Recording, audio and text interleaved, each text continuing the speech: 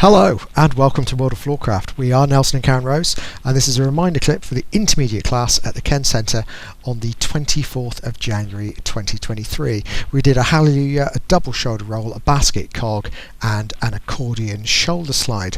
Now, if you'd like teaching information for any of those moves, there are links in the description below to the teaching clips, and now we're going to show you how everything went together. So obviously we started off cross-handed for the hallelujah, and it went 7 and 8. We went back, hallelujah, 2 hands for the shoulder rolls, 2 shoulder rolls, in and out, basket cog. We went wrap, twist, twist, turn to the swizzle, round to the accordion position, around and shoulder slide and around, 2 hands down, ready to go back into the hallelujah. So that's it, that's the whole thing.